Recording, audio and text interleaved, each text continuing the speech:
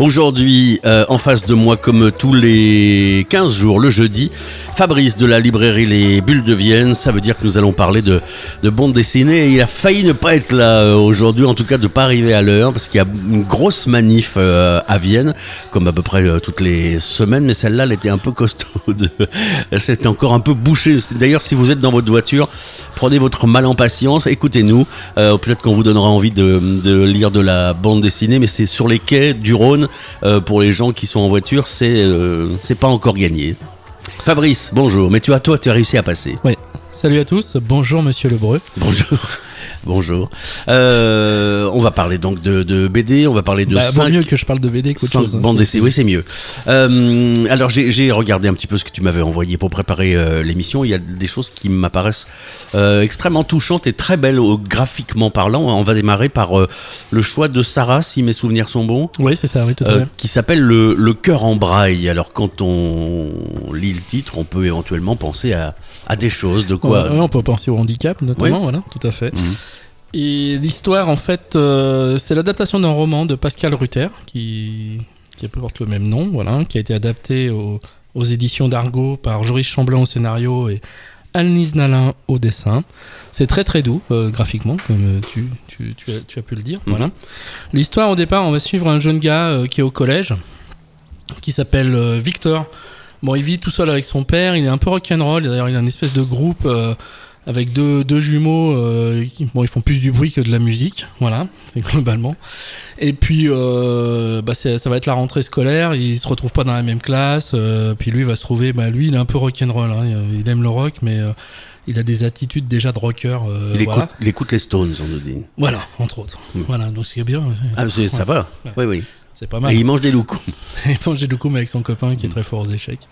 Mais surtout, en fait, ce gamin, il a vraiment le cœur à vif en permanence.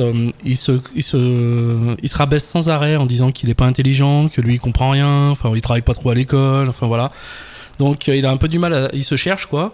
Et puis avec la rentrée des classes, il reste qu'une place devant. Il est obligé de se mettre devant à côté d'une jeune fille qui s'appelle Marie-Josée. Donc il y a une très très belle jeune fille, rouquine. Et un petit génie, on nous dit. Ah ouais, elle est première de la classe, elle est très intelligente. Et très très vite, en fait, il va se nouer quelque chose entre eux. Voilà.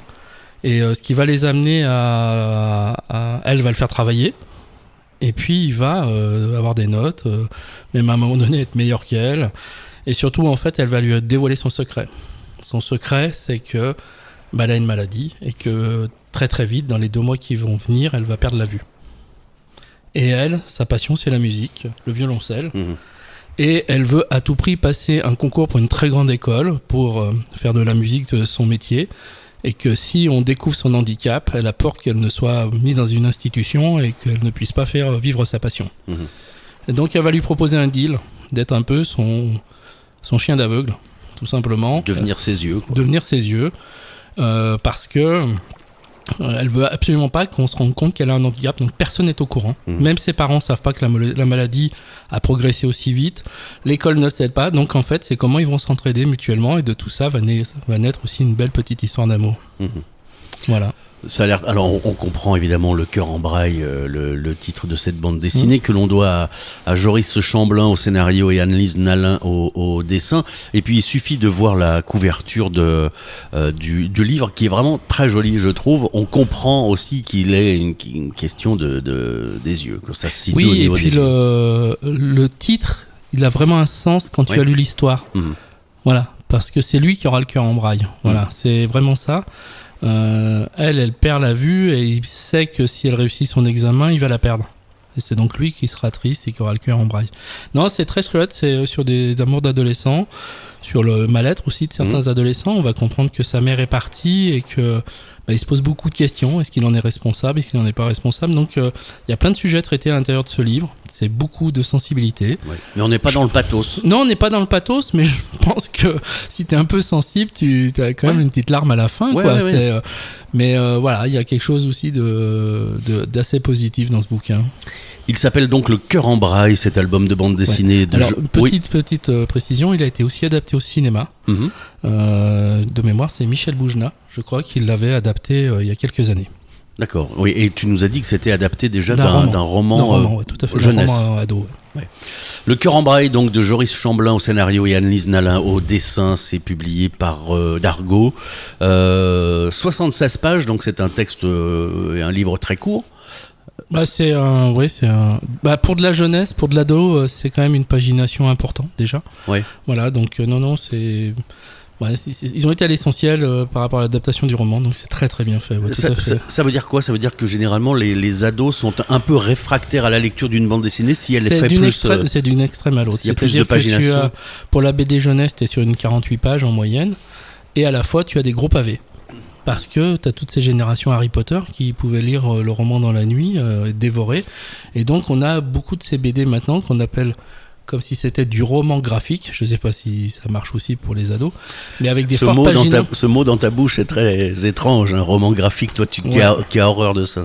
J'ai horreur de ce terme-là, et à la fois j'ai eu une très belle discussion avec Jean-Michel Dupont sur ce terme-là, et il m'a fait ouvrir les yeux. Et si les gens qui lisent de la BD ont envie d'appeler ça des romans graphiques, on appelle ça des romans graphiques. Moi, ce qui compte, c'est qu'ils lisent de la bande dessinée. Très bien, et Le Cœur en braille, donc le choix de Sarah pour cette semaine, Joris Chamblin, Anne-Lise Nalin, c'est chez Dargaud. Et là, le deuxième choix, c'est le choix de Charlotte, si mes souvenirs sont bons. C'est Charlotte, ouais. Alors, une bande dessinée qui s'appelle Ison Boshi. Alors, je suis pas convaincu par ma prononciation, mais ça doit être du japonais, j'imagine, avec un sous-titre, Le Petit Samouraï, une bande dessinée que l'on doit à un auteur qui doit faire à la fois le scénario et le dessin, qui s'appelle Ryan Lang. Oui, qui vient du monde de l'animation. Oui, alors Lang, c'est plutôt... Non, c'est pas la loi du livre 1981, je te confirme. Non, c'est pas du tout ce que je voulais dire, mais c'est plutôt... japonais, et Ryan moins. Oui, mais l'américain. Oui, il vit, je crois, à Los Angeles, j'ai vu ça. Alors, de quoi il retourne ? Quelle est l'histoire de ce petit samouraï ? Alors, l'histoire de ce petit samouraï, en fait, c'est un conte folklorique japonais, de la période féodale du Japon. Et on va suivre au départ un couple d'agriculteurs qui commence à être un petit peu âgé et qui n'arrive pas à avoir d'enfants. Et elle va prier les dieux, et les dieux vont lui donner un enfant, si ce n'est que c'est un enfant de très très très petite taille, mais vraiment minuscule, quoi. Il doit faire quelques centimètres, voilà. Lilliput. Voilà, globalement. Et ils vont l'élever comme leur propre enfant. Mais malgré sa petite taille, il a une force démentielle, voilà. Et au bout d'un moment... cette mère de famille comprend bien que si les dieux lui ont donné cet enfant, ce n'est pas pour rien. Et donc, ils ont été très contents. Ils ont eu un enfant, ils l'ont élevé, mais il est là pour quelque chose et qu'il a une destinée importante. Et ils vont le laisser partir sur les chemins. Et on va, en fait, le conte de Ison Boshi, c'est l'histoire d'un démon, en fait, qui veut recréer, récupérer les parties d'une lance très ancienne qui donnait le pouvoir sur tout le monde. Et il est en train de la reconstituer de morceau après morceau, et il lui manque l'âme de la lance. Et ça serait ce jeune guerrier qui aurait cette âme en lui. Voilà.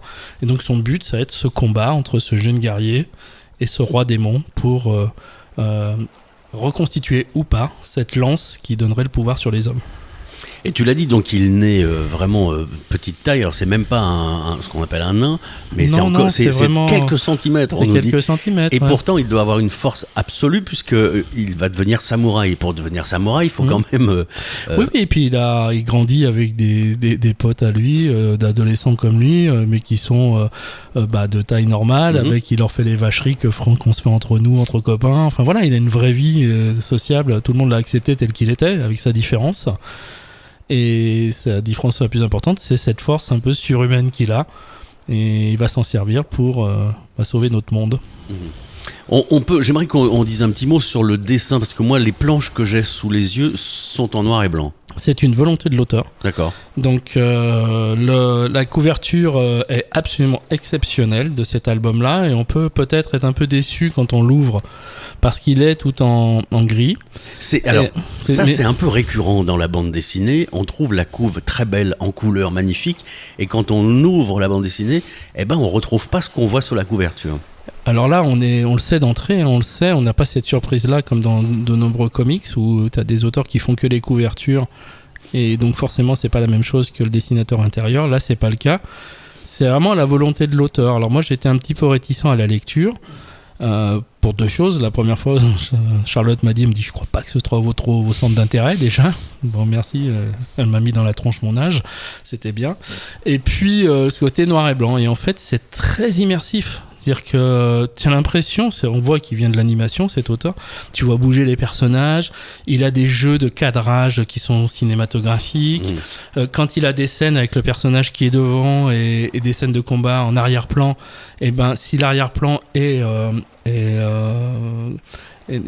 parfait, devant les personnages sont floutés comme dans un film, enfin voilà, donc c'est vraiment donc il y a des effets visuels, il y a des énormes effets visuels, et puis franchement les scènes de combat, tu vois bouger les personnages, c'est absolument voilà, c'est très immersif, et j'ai pris beaucoup de plaisir malgré mon âge à lire cet album.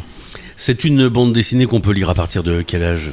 Moi je pense que 13, 14 ans, 13 ans, il n'y a pas de problème, hein. Ça peut être une belle passerelle aussi pour les gens qui viennent de la culture du manga, parce qu'on a aussi dans des codes un petit peu du manga par rapport à l'histoire, hein, l'histoire de samouraï, un conte du Japon traditionnel. Voilà, le format est un format de BD américaine. Enfin voilà, c'est une BD qui est à la croisée de plein de cultures de bande dessinée, qu'elles soient manga, comics et franco-belge finalement. Oui, alors là, je vois justement sur le site de l'éditeur, on nous dit 12 plus pour l'âge, hein, donc à partir de 12 ans, mais voire même un petit peu plus. Oui, mais ça pose aucun problème. Et alors là, on n'est plus du tout dans la pagination de la bande dessinée dont tu nous as parlé juste avant, puisque là, on est dans 200 pages. Hein. Oui, on est 200 pages, c'est le format plutôt traditionnel de la bande dessinée américaine. Après, par rapport à son format, t'as moins de cases aussi que dans celle qu'on a présentée précédemment. T'as beaucoup de scènes de combat où t'as pas beaucoup de texte, donc du coup, t'as un côté page turner quand t'as les scènes d'action. Donc oui, c'est addictif quand même. C'est très histoire. addictif. Ouais. Moi, je l'ai lu d'une traite, et oui, je suis globalement pas dans la cible de cet ouvrage, mais moi, j'ai pris beaucoup de plaisir à le lire. Hein. Ça s'appelle Issun Boshi de Ryan Lang, c'est publié par Le Lombard. C'est un one-shot. C'est un one-shot. Et c'est sa première bande dessinée à ce garçon? Alors ça, je ne saurais te dire, mais moi je le connaissais pas avant d'avoir lu cet album. Voilà, si vous aimez le Japon, si vous aimez les samouraïs, à mon avis, et si vous aimez un peu le fantastique, on peut le dire. Tout ce qui est autour de l'animé au Japon, vous allez vous y retrouver, et le Japon traditionnel aussi. De retour sur Croc Radio dans le Croc Show avec Fabrice de la librairie Les Bulles de Vienne pour parler évidemment des coups de cœur BD comme tous les 15 jours. Là, nous allons chez Dupuis maintenant pour retrouver un auteur que l'on connaît qui s'appelle Didier Tronchet et qui vient de faire et de publier L'année fantôme. C'est ton coup de cœur à toi, je crois. Oui, c'est mon coup de cœur et que j'ai fait partager à mon équipe, et voilà, je sais qu'ils accrochent aussi. Donc c'est un album de la collection Air Libre, une très très belle collection aux éditions Dupuis. On en parle souvent. On en parle assez souvent. Et là, on va suivre en fait une histoire. Moi, j'aime bien Tronchet parce qu'il croque des personnages un peu improbables et qui nous ressemblent tous, quoi. Donc, et là, on va suivre Gilles Collot Sopiedard, voilà, qui est un gars qui est très imbu de lui, qui se sent ultra puissant. C'est un humoriste, hein, si j'ai bien compris. Et comme il dit, je suis pas banquier, je suis pas trader, mais je suis encore plus puissant qu'eux. Et en fait, il est humoriste. Mais il est humoriste dans une rubrique à la radio, dans des journaux, voilà. Et en fait, son truc, c'est d'être destructeur. C'est-à-dire, quand un invité vient à l'émission radio, il le massacre. Quand il fait une rubrique sur un film, un livre, un disque, il le massacre. Et en fait, voilà, c'est sa marque de fabrique. Il est invité dans les repas mondains à Paris. S'il prend une tête de Turc au repas, il le massacre. En fait, voilà. Donc, il est détestable. Voilà. Donc, ce gars-là ne fait que de la radio et de la presse écrite et a bien compris, en même temps, il suit une thérapie. Il voit un psy régulièrement depuis plusieurs années, parce que là, il y a peut-être quelque chose à aller chercher sur son enfance, il ne sait pas quoi. Et il discute avec sa psy et lui dit de toute façon, aller à la télé, c'est une petite mort. Et un jour, il est invité en guest pour animer son côté destructeur dans une émission télé, et il se foire complètement. Et donc, c'est une vraie remise en question pour lui. Voilà, il est complètement has-been. Il sent qu'il devient complètement has-been. Et à ce moment-là, il est contacté par sa mère pour venir aux 50 ans de son frère. Alors, il est à la région parisienne, son frère, ils sont toute une famille du nord de la France. Hein. Et quand il est été à Paris, il a coupé les ponts avec tout le monde. C'est-à-dire qu'il a un gamin qui a 18-20 ans, il connaît pas son oncle, sa grand-mère, il l'a peut-être vu 2 fois, enfin voilà. Donc, il est tellement has-been comme il vient de se ramasser à la télé, qu'il accepte d'aller passer ce week-end un peu beauf, complètement beauf même, dans sa famille dans le nord de la France. Et c'est un retour aux sources, voilà. Et puis, dans ce retour aux sources, il va commencer à poser des questions, voilà. Sa mère tenait des catalogues, en fait, année par année, avec des photos, et elle se rend compte que dans les dernières années, elle a toutes ses coupures de presse, elle a tout. Et dans tous les classeurs, il manque une année, l'année 1986. Voilà.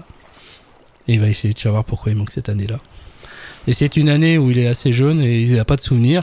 Et donc, finalement, il va rester dans sa famille dans le Nord et essayer de mener cette enquête, de savoir qu'est-ce qui s'est passé dans cette année 1986 pour que sa mère ne tienne pas son classeur habituel. Ouais, occulte ça. Elle fait disparaître l'année, en fait. Voilà, l'année, elle est fantôme. Voilà. Oui. Et donc, on va revenir sur un secret de famille, on va revenir sur... ça va le rapprocher de son fils aussi. Enfin, voilà. Donc, c'est un côté très humain dans cette histoire qui, au départ, et franchement, t'as envie de lui mettre des tartes sur les 30 premières pages, t'as envie de le tarter, le mec, tellement il est détestable, quoi. Alors, la couverture, là encore, puisque c'est la première chose que l'on voit dans une bande dessinée, moi, je la trouve magnifique, mais vraiment très, très, très jolie, de Tronchet. Est-ce qu'on peut parler d'un récit autobiographique, parce qu'il est né à Béthune, Tronchet, dans le Nord. Est-ce qu'il y a une part il y en a toujours, quelque part? Il y a toujours dans les histoires, tes histoires de point de départ, c'est des choses que tu as vécues. Je pense pas que ce soit totalement autobiographique, non, voilà. Mais pour qu'il situe l'action dans le Nord, je crois qu'à un moment donné, oui, c'est un retour aux sources, certainement pour lui aussi, ouais. Tu peux nous dire un petit mot de Didier Tronchet quand même, parce qu'il a publié pas mal d'ouvrages. Il a fait Jean-Claude Tercal, notamment. Il a bossé pour Fluide. Là, depuis quelques temps, il est pas mal avec Dupuis. Il a fait un album il y a 1 ou 2 ans qu'on avait beaucoup aimé, nous, qui était Les Fantômes de Séville. Pour les gens qui aiment le foot et qui ont mon âge, on a beaucoup pleuré à Séville contre l'Allemagne. Voilà. Et il a un humour bien à lui. Voilà. Et c'est quelqu'un qui habite en région lyonnaise maintenant. Voilà, qui habite dans la région lyonnaise. Et je veux pas dire de bêtises, mais il me semble qu'il était à Vendange Graphique. Exact. Il était à Vendange Graphique il y a 3 semaines. Ouais. Voilà pour Didier Tronchet qui publie cette bande dessinée. Il est très prolifique, c'est quelqu'un qui sort plusieurs albums dans l'année. Qui est le coup de cœur de Fabrice aujourd'hui, l'année fantôme. Didier Tronchet dans la collection Air Libre, c'est chez Dupuis. Alors j'ai pas vu la pagination, mais je regarde ça tout de suite. 192 pages en couleur. En revanche, c'est un peu cher, monsieur Fabrice, cette bande dessinée, parce que je vois qu'elle est à 27 €. Ramène à la page. Ah oui, j'espère que c'est du papier 180 grammes au moins. Ramène à la page. Et puis après, tu fais, je sais pas, tu ramènes à la page et puis après, tu regardes l'équipe magazine, combien ça coûte. Non mais enfin, trêve de plaisanterie. Il y a des gens qui peuvent se permettre de s'offrir ça, mais qu'est-ce qui justifie ce prix-là, 27 €? Parce que la bande dessinée d'avant, elle faisait 200 pages, donc beaucoup plus, elle était beaucoup moins chère. Parce que je pense que la bande dessinée d'avant, c'est un achat de droit, certainement aux États-Unis, donc cette BD a déjà été un peu financée, certainement, et c'est pas du tout la même chose que la création, tout simplement. Entre acheter des droits à l'étranger et que faire la traduction et publier, c'est pas la même chose que soutenir un auteur qui est sur plusieurs mois, voire plusieurs années dans la création. Absolument. Didier Tronchet, l'année fantôme, c'est chez la collection Air Libre de Dupuis. Il fait tout, scénario et dessin. Alors, une bande dessinée qui m'apparaît extrêmement importante, surtout au niveau du sujet. Sujet un peu sérieux. La bande dessinée s'appelle Dissident Club, chronique d'un journaliste pakistanais exilé en France. Il y a 2 auteurs, Taha Siddiqui et Hubert Maury. C'est une bande dessinée qui sort en partenariat avec Reporters sans frontières, qui est une structure que je connais assez bien, qui prennent soin des journalistes qui sont dans le monde entier pour faire leur boulot et qui sévissent et qui subissent même des violences parfois fatales. Alors explique-nous ce qu'est ce Dissident Club. Alors, Dissident Club, c'est l'histoire vraie de Taha Siddiqui, qui était journaliste au Pakistan et qui, en 2018, en fait, a subi un enlèvement, puisque c'est un journaliste d'investigation, puis voilà, il avait levé 2-3 lièvres. Et donc, en fait, il est vraiment agressé, on le met dans une voiture, et puis, au Pakistan, la circulation étant ce qu'elle est, à un moment donné, la voiture est arrêtée, paf, il se sauve. Il se sauve de la voiture et il prend le premier avion et il vient en France. Donc voilà. Et ça lui a sauvé la vie parce que globalement, il était persuadé qu'on l'avait enlevé pour l'assassiner. Oui, c'est ça, tentative d'enlèvement et d'assassinat. Oui, c'était vraiment certainement pour l'assassiner. Et donc, il est venu en France, il a ouvert un bar qui s'appelle le Dissident Club, justement en région parisienne, à Paris, je crois. Et donc, ça sera la dernière case de la bande dessinée. Et donc, il raconte son histoire. Il raconte son histoire, comment, en fait, il en est arrivé là. Comment il est issu d'une famille d'un jeune couple pakistanais qui va s'installer en Arabie Saoudite. Lui travaille dans une agence de voyage. Donc, elle s'occupe des enfants à la maison. C'est un petit couple, tout ce qu'il y a depuis très bien, les parents de Taha. Et puis, très, très vite, ils vont se radicaliser. C'est-à-dire qu'un jour, il est vraiment très jeune encore, il rentre de l'école, et puis sa mère lui dit écoute, c'est fini, on fêtera plus ton anniversaire. Et puis comme ça, son père va inscrire ses 2 garçons dans une madrasa pour apprendre par cœur le Coran, et lui il comprend vite que s'il fait ça, en fait, il est pieds et poings liés. Donc en fait, même s'il est très intelligent, en une année, je crois qu'il connaîtra que 4 ou 5 sourates, alors qu'il devrait en connaître une 50aine. Enfin, il traîne les pieds, et puis finalement, grâce à l'ami d'un de son père, il va arriver dans une école d'économie. Donc le père voit ça plutôt comme mon fils fait des études. On montera une agence de voyage pour faire des pèlerinages à la Mecque depuis le Pakistan. On va créer une entreprise. En fait, globalement, c'est ça. Mais lui, dans sa tête, c'est pas ça. Il a toujours eu certainement envie d'être journaliste et il deviendra journaliste. Et puis sa passion quand il était plus jeune enfant, c'était les super-héros. Oui, il lisait des Batman, comics, etc. Tout à fait. Ouais. Et en fait, son père, son oncle font partie d'une structure qui est aujourd'hui considérée comme terroriste, qui a posé des bombes au Pakistan, enfin voilà. Et donc il explique toute sa vie, toute sa jeunesse, ses premiers reportages sur le terrain suite à des attentats. Il va porter des corps, enfin voilà, il a vécu des choses assez terribles. Et donc il raconte tout ça jusqu'à cet enlèvement qui, certainement pour l'assassiner. Donc c'est un parcours de vie. Et on voit surtout par ce parcours comment ses parents se sont radicalisés pour aller quasiment vers une structure terroriste et clairement le revendiquer. Et aujourd'hui, Taha Siddiqui, qui a eu d'ailleurs le prix Albert Londres en 2014. Alors, ce qui s'est passé, c'est qu'il a eu le prix Albert Londres, parce que le prix Albert Londres est je crois, uniquement pour je ne veux pas dire de bêtises, mais il faudrait vérifier, mais je crois que c'est uniquement pour des francophones. Et donc, il avait fait un reportage avec 2 journalistes qui étaient venus sur place français. Et donc, c'est eux qui ont eu le prix Albert Londres et qui lui ont aussi transmis. Voilà, globalement, c'est ça. Mais aujourd'hui, avec sa famille, ils vivent donc à Paris. Ils vivent, d'après ce que je crois, oui, ils vivent en région parisienne. Oui. Et donc, il a ouvert en 2020 ce Dissident Club, qui est un café-bar où les dissidents du monde entier se retrouvent pour discuter. Voilà, il ouvre ses portes pour faire des conférences. Hein. C'est pas que des expos, c'est pas que du monde arabe. Il peut y avoir des Cubains, des Chinois. Enfin voilà, et c'est un lieu justement ouvert à tous. Donc c'est une histoire vraie, hein, on l'a bien, une histoire vraie, bien compris, qui est très touchante, voilà, qui est le dessin, moi je trouve qu'il colle très très bien, mais c'est vraiment un page turner, hein, c'est sa vie, c'est une aventure. On peut rigoler quand il est enfant et vers la fin, c'est vraiment de plus en plus dur. Ouais. Moi, j'aimerais bien savoir, si un jour on le rencontre, ça serait la question de lui poser la question de savoir pourquoi il a voulu traiter ça en bande dessinée plutôt qu'en récit littéraire, quoi. Mais je sais pas, mais moi j'essaye de monter un projet, j'aimerais bien vraiment le recevoir et faire une vraie rencontre avec lui Et voilà, connaître un peu plus l'homme, parce que ce qui est dans la BD est très très intéressant. Tu peux nous dire un mot, enfin si tu le connaissais, de Hubert Maury qui a mis ça en dessin, j'imagine, qui est un ancien officier de Saint-Cyr, nous dit-on. Non, je le connaissais pas. Non, c'est pas un auteur que je connaissais particulièrement non plus. On sait même pas s'il a déjà fait une autre bande dessinée. C'est peut-être son premier travail dans ce domaine. Peut-être, mais non, je crois pas, mais il faudrait que je me renseigne. Je t'apporterai l'info. Dans tous les coups, alors ça c'est une bande dessinée de coup de cœur de la team de la librairie. Alors on a eu la chance que l'éditeur nous en donne une version souple pour la lecture quelques semaines avant la sortie de l'album, ce qui a permis vraiment d'appréhender ce bouquin-là, de le digérer, parce que c'est pas un bouquin que tu lis en 10 minutes, c'est vraiment assez dense à lire.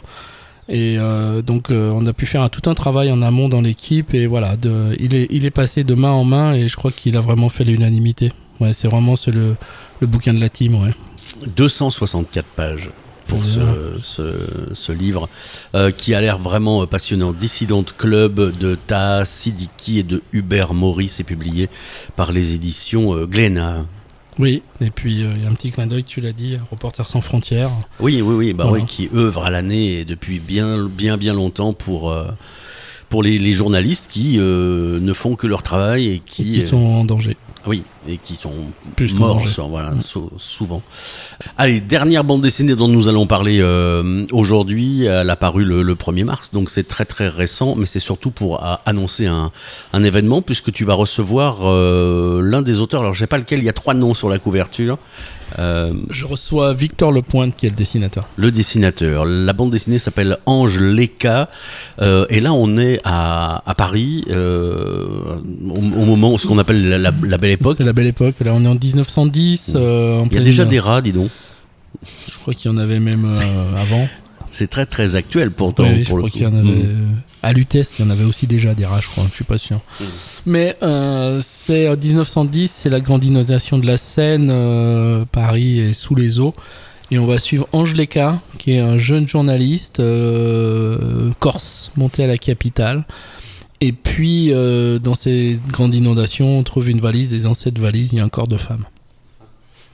Et voilà, et c'est le début de l'histoire, et Ange Leka comprend bien que ça intéresse pas grand monde cette histoire, et va mener son enquête qui va l'amener plutôt dans la belle bourgeoisie parisienne, et on comprend bien qu'on lui met pas mal de bâtons dans les jambes pour pas qu'il aille au bout de son enquête. Voilà. Donc c'est du journalisme d'investigation là pour le coup, c'est pas, oui, il est pas policier du tout. Non, il est pas policier, mais il y a un côté très polar, très enquête de police, finalement, il se substitue à la police, oui.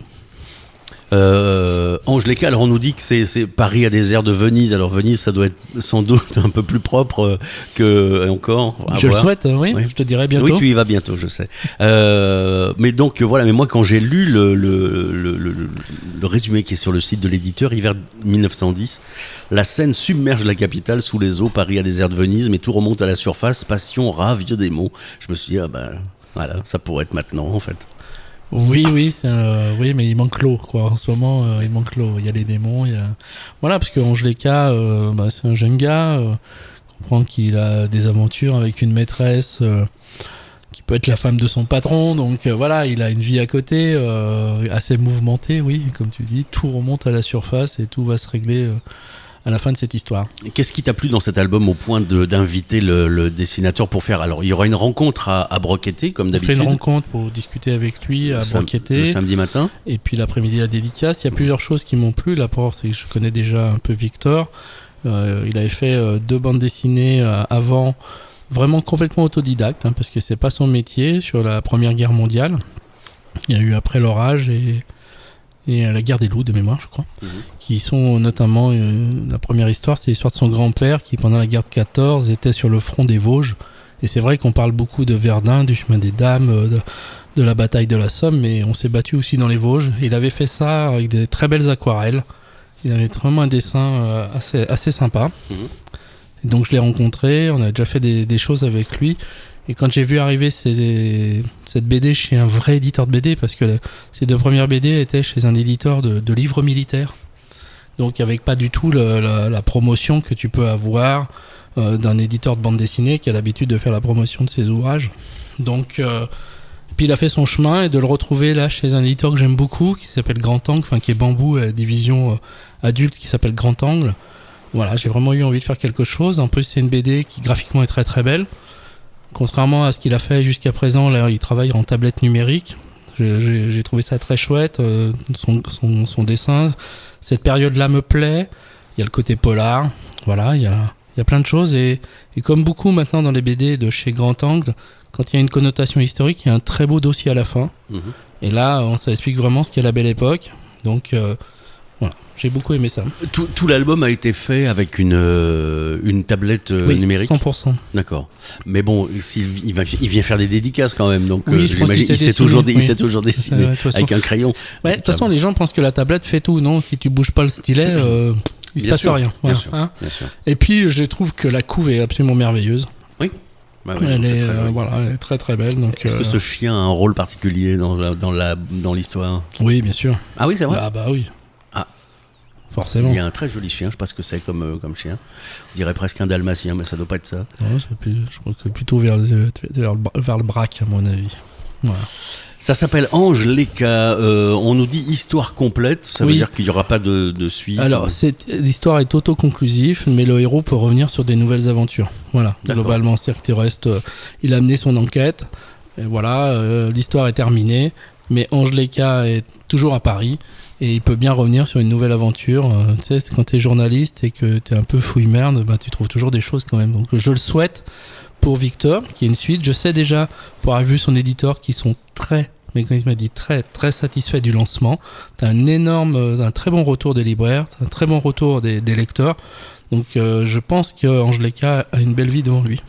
C'est Victor Lepointe, le dessinateur de cette bande dessinée qui sera là samedi matin à partir de 10h30 chez Broc Été et l'après-midi à la galerie à la Factory.